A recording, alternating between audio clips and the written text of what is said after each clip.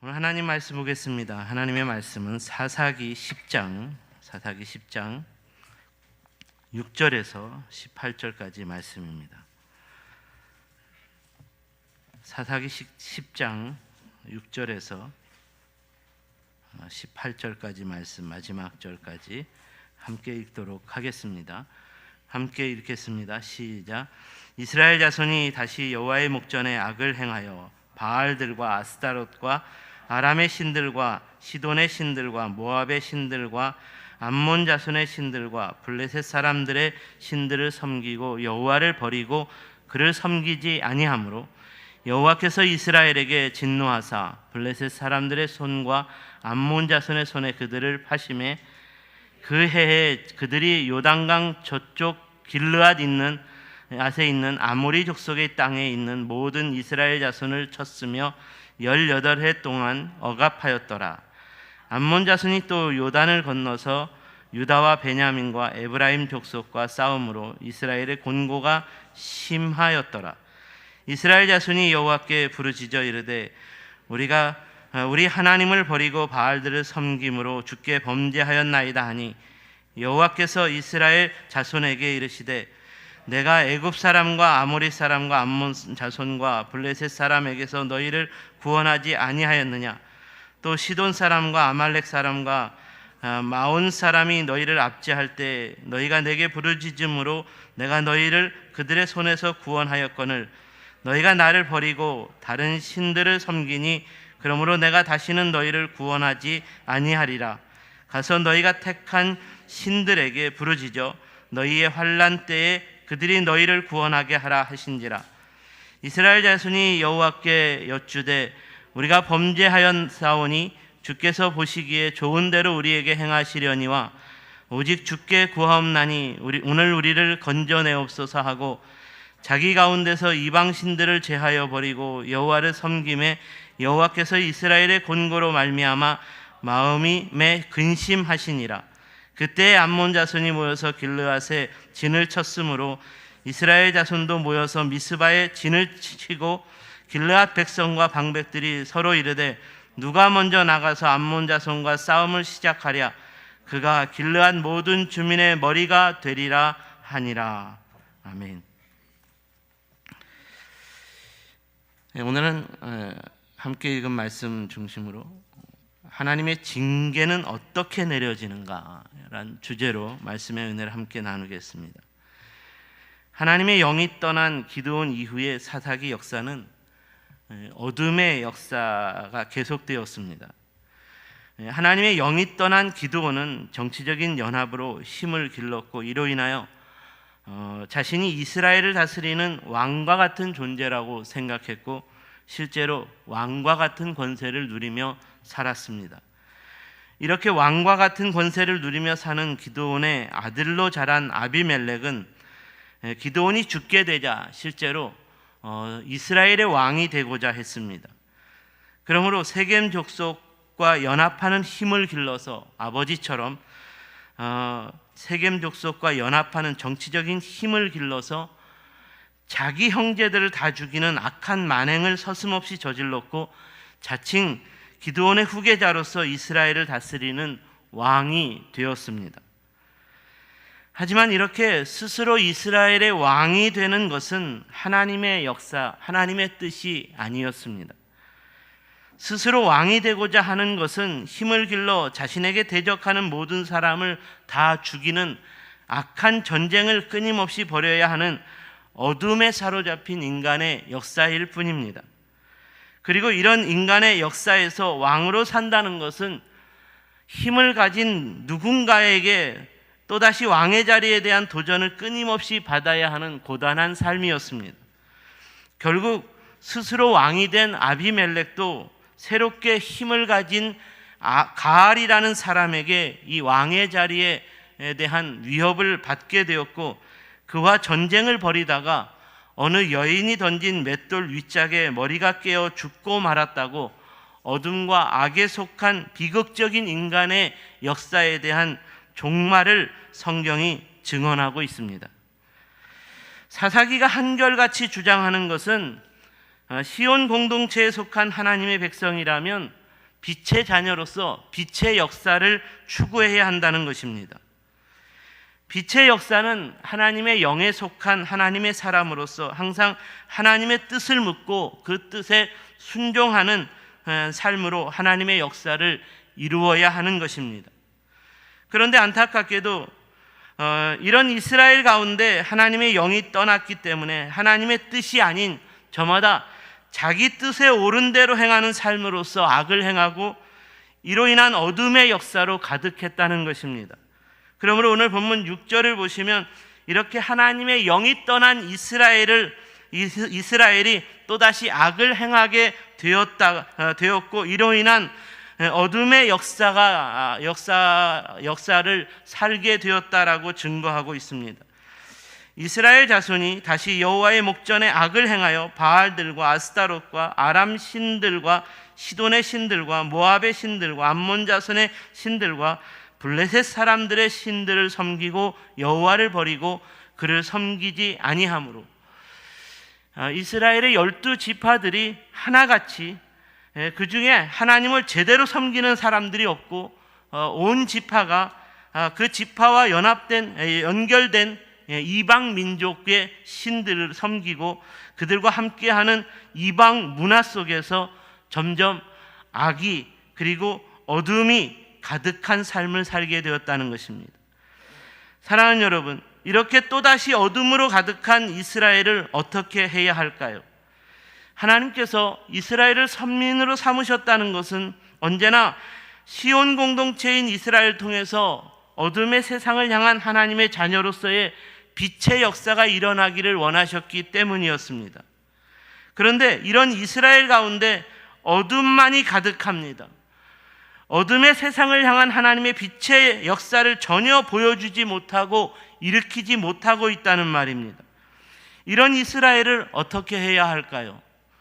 오늘 본문은 이런 이스라엘이라면 하나님께서 징계하실 수밖에 없다고 말합니다. 어둠으로 가득한 이스라엘이라면 하나님의 징계를 피할 수 없다는 것입니다. 부모가 자식이 잘못하면 징계의 채찍을 들어야 하듯이 하나님께서도 시온 공동체에 속한 하나님의 자녀들이 잘못하면 징계하지 않을 수 없습니다. 그래서 오늘은 시온 공동체인 이스라엘에 대한 하나님의 징계가 어떻게 내려졌는가에 대한 구체적인 교훈을 묵상해 보고자 합니다. 제가 오늘 이런 교훈을 여러분과 함께 묵상해 보려는 것은 혹 오늘날 한국교회를 향해서도 이런 하나님의 징계가 내려지고 있는 것은 아닌가 하는 생각이 들기 때문입니다. 오늘날 한국교회도 어둠으로 가득하다는 생각이 듭니다. 그러므로 이스라엘을 향한 하나님의 징계가 오늘날 교회를 향한 하나님의 징계와 같은 것일 수 있다는 생각이 들기 때문입니다. 그러므로 이스라엘을 향한 하나님의 징계는 구체적으로 어떻게 내려졌는가에 대한 묵상을 통해 오늘날 교회를 향한 하나님의 징계를 깨닫고 우리가 그 징계 가운데서 우리의 잘못을 회개하고 돌이킬 수 있어야겠습니다.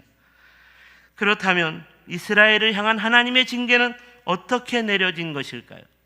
그 첫 번째로 하나님께서 이스라엘을 이방 민족에 파셨습니다. 이에 대한 교훈은 본문 7절입니다. 여호와께서 이스라엘에게 진노하사 블레셋 사람들의 손과 암몬 자손의 손에 그들을 파심해.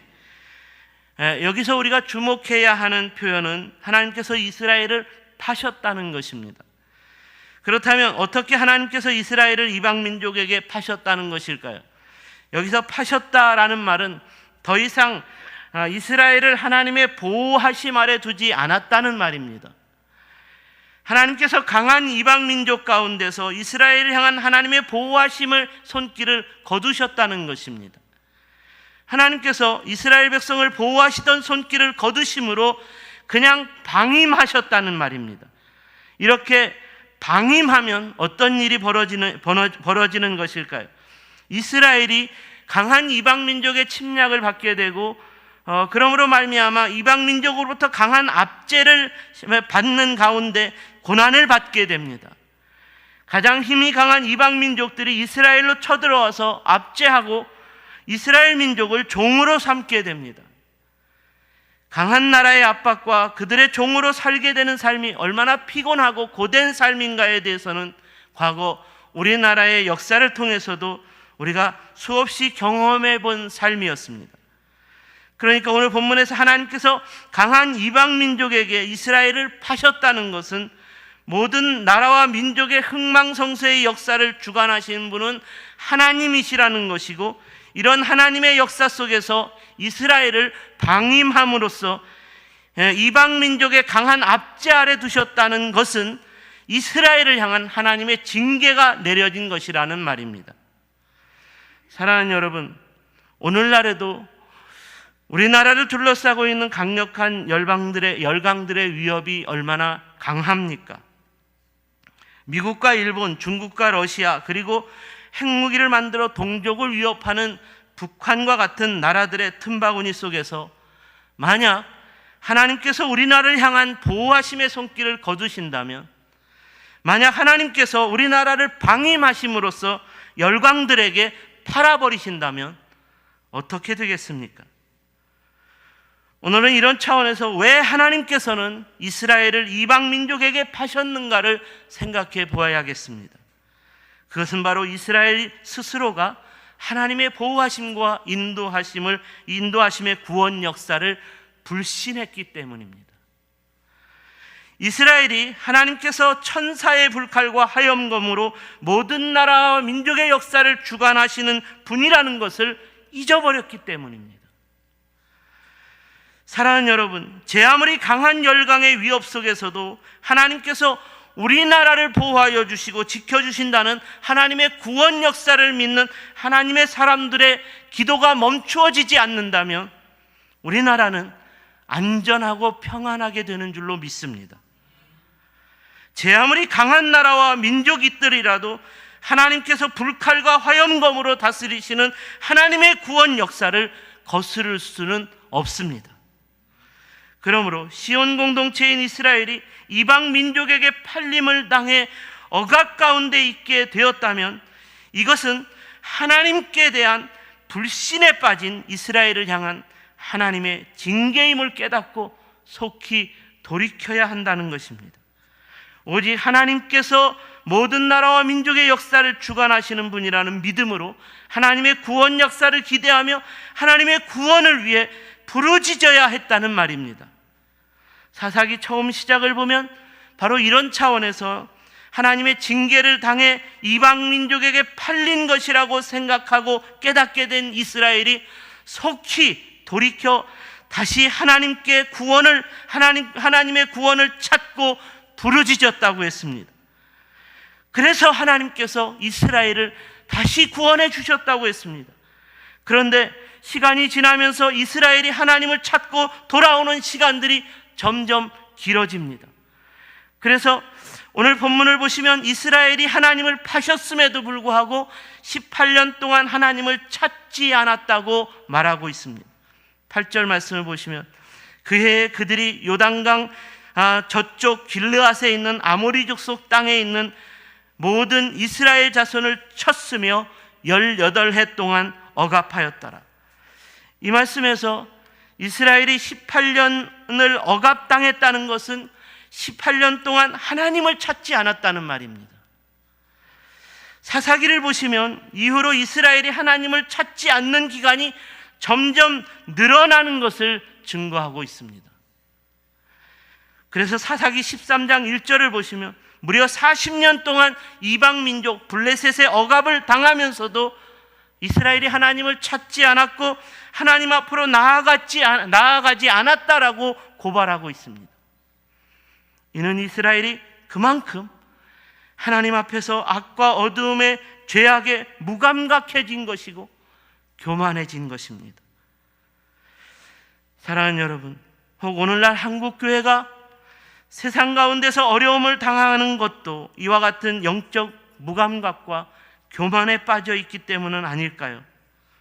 과거 우리 믿음의 선조들은 나라와 민족이 어려움을 당하게 되면, 교회가 어려움을 당하게 되면 누구라도 할 것 없이 가장 먼저 하나님을 찾고 하나님 앞으로 나아가 나라와 민족을 위해, 그리고 교회를 위해, 교회의 잘못을 위해, 나라와 민족의 잘못을 위해 나라와 민족과 교회의 죄를 찾고 하나님 앞에서 회개했습니다. 이렇게 했던 것은, 이렇게 할 수 있었던 것은 우리가 사는 세상에 대한 거룩하신 하나님의 통치를 믿는 확고한 믿음이 있었기 때문이었습니다. 그런데 오늘날 교회에서는 이런 믿음을 가진 사람들을 찾을 수 없습니다. 나라와 민족이 어려움을 당하면 그저 지도자가 잘못되었기 때문이라고 편을 나누어 싸우고, 교회가 어려움을 당해도 서로 잘잘못을 따지며 싸우느라 정신이 없습니다. 먼저 하나님을 찾고 하나님 앞으로 나아가 죄를 회개하는 사람이 없다는 말입니다. 사랑하는 여러분, 어쩌면 오늘날의 교회의 모습이 이스라엘 18년 동안 혹은 40년 동안 하나님을 찾지 않고 있는 이스라엘과 같은 모습은 아닐까요? 이 나라의 분열된 모습, 이 땅의 교회가 분열되고 깨어진 모습은, 이 땅의 교회가 세상으로부터 조롱받고 멸시받고 있는 이 모습은 우리 나라와 민족, 그리고 우리 교회의 영원한 통치자이신 하나님의 구원 역사에 대한 믿음을 잃어버렸기 때문에 하나님을 우리가 찾지 않고 하나님께 죄를 회개하며 돌이키지 않은 것에 대한 하나님의 징계로 말미암아 교회가 불신 세상에 팔려버린 것이고, 그래서 조롱받고 억압을 당하고 있는 것은 아니냐, 이 말입니다. 우리는 다시 한번 분명히 기억할 수 있어야 하겠습니다. 구약 성경이 주는 교훈은 이스라엘이 바로 서야 모든 나라와 민족이 복을 받는다는 것입니다. 그렇다면 신약 성경이 우리에게 주는 교훈은 교회가 이 땅에서 바로 서야, 하나님의 백성들이 믿음으로 바로 서야 모든 나라와 민족이 복을 받는다는 것입니다. 그러므로 이스라엘과 교회는 항상 하나님의 징계로 불신 나라와 세상에 팔림을 당하지 않도록 깨어 있어야 하고, 죄를 범했다면 속히 죄를 깨닫고 회개하여 돌이켜야 하는 줄로 믿습니다. 두 번째로, 이스라엘을 향한 하나님의 징계는 하나님께서 이스라엘을 구원할 지도자를 세워주지 않았다는 것입니다. 이에 대하여 본문 13절을 보시겠습니다. 너희가 나를 버리고 다른 신을 섬기니 그러므로 내가 다시는 너희를 구원하지 아니하리라. 이 말씀은 이스라엘의 반복되는 죄와 함께 점점 하나님을 찾지도 않고 하나님과 멀어져가는 영적 무감각에 빠져 오랜 동안 하나님을 떠나 있는 이스라엘로 인하여 하나님께서 내가 다시는 너희를 구원하지 않겠노라는 하나님의 진노를 표현하는 말씀입니다. 하지만 하나님은 자기 백성을 긍휼히 여기시며 자기 백성의 부르짖음을 외면하지 않으시는 분이십니다. 하나님은 자비와 긍휼이 많으신 분이십니다. 그러므로 이후에 15절과 16절 말씀을 보시면 이스라엘 자손이 여호와께 여쭈되 우리가 범죄하였사오니 주께서 보시기에 좋은 대로 우리에게 행하시려니와 오직 주께 구하옵나니 오늘 우리를 건져내옵소서 하고 자기 가운데 이방신들을 제하여 버리고 여호와를 섬기며 여호와께서 이스라엘의 곤고로 말미암아 마음에 근심하시니라. 이 말씀은 또다시 이스라엘이 우상을 제거하고 하나님께로 죄를 회개하고 돌아오면서 하나님께 돌아오면 하나님께서는 불쌍히 여겨주신다는 것을 믿고 그렇게 했다는 것입니다. 그런데 본문 16절에서 하나님께서 마음에 근심하셨다, 하나님께서 마음에 근심하셨다라는 말씀과 이후에 계속되는 17절, 18절 말씀을 읽어보시면 이전처럼 이스라엘에 대한 하나님의 징계가 곧바로 거두어지지 않았다는 것을 암시해 주고 있습니다. 여전히 하나님의 징계가 계속되고 있다는 것을 암시해 주고 있습니다. 그때 암몬 자손이 모여서 길르앗에 진을 쳤으므로 이스라엘 자손도 모여서 미스바에 진을 치고 길르앗 백성과 방백들이 서로 이르되 누가 먼저 나가서 암몬 자손과 싸움을 시작하랴. 그가 길르앗 모든 주민의 머리가 되리라. 이 말씀에서 우리가 알 수 있는 것은 사사기 10장 이전에서는 이스라엘과 이방 민족과의 전쟁이 벌어지기 전에 이스라엘 백성이 하나님께 죄를 회개하고 구원을 위해 부르짖었고, 하나님께서는 이스라엘을 구원할 사사를 전쟁에 나아가기 전에, 전쟁에 임하기 전에 먼저 세워주셨는데, 오늘 본문에서는 이스라엘이 암몬 자손과 전쟁하기 위해 진을 치고 있는 상황인데도 정작 누가 이스라엘을 구원할지, 이스라엘을 구원할 지도자가 누구인지 세워지지 않았다는 것입니다. 그렇다면 여기에서 우리가 생각해 보아야 하는 것은 이전의 15절과 16절 말씀에서 이스라엘 백성들이 하나님께 부르짖는 회개 기도를 드리고 이방 우상을 제거한 것은 그저 이전에 그랬던 것처럼 동일하게 행하는 요식 행위였을 뿐이지 진정성이 없는 것이었다는 말입니다. 그러니까 16절에서 여호와 하나님께서 이스라엘의 곤고로 말미암아 근심하셨다는 말씀은 사사기 저자가 이런 차원에서 하나님께서 이스라엘의 진정성을 의심했다는 말입니다. 그러므로 이스라엘의 구원을 위해 나아가 싸울 지도자를 세워주지 않았다는 것입니다. 누가 먼저 나아가서 암몬 자손과 싸움을 시작하랴? 이 말씀은 이스라엘 가운데 하나님의 영과 소통하는 지도자가 없는 것에 대한 사사기 저자의 답답함을 토로하고 있는 것입니다. 참으로 안타까운 일이 아닐 수 없습니다. 우리가 사사기 1장을 처음 읽었을 때 이스라엘 백성들은 사사기 1장 1절에서 우리 중에 누가 먼저 올라가서 가나안 족속과 싸울까요?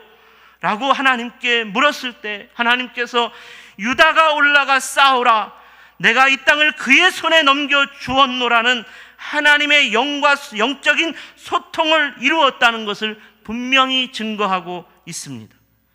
그런데 오늘 사사기 10장에서는 이런 영적인 소통이 전혀 소개되고 있지 않습니다. 아니, 전혀 영적으로 소통하지 않았습니다. 그래서 누가 암몬 자손과 싸움을 시작해야 하느냐라고 묻지만 정작 이 질문에 대한 하나님의 음성을 들을 수 없었고 하나님의 영에 속한 사람도 찾을 수 없었다는 말입니다. 이는 이스라엘에 대하여 하나님께서 근심하셨기 때문입니다. 하나님께서 더 이상은 이스라엘을 구원할 지도자를 세워줄 필요를 느끼지 못했다는 것입니다.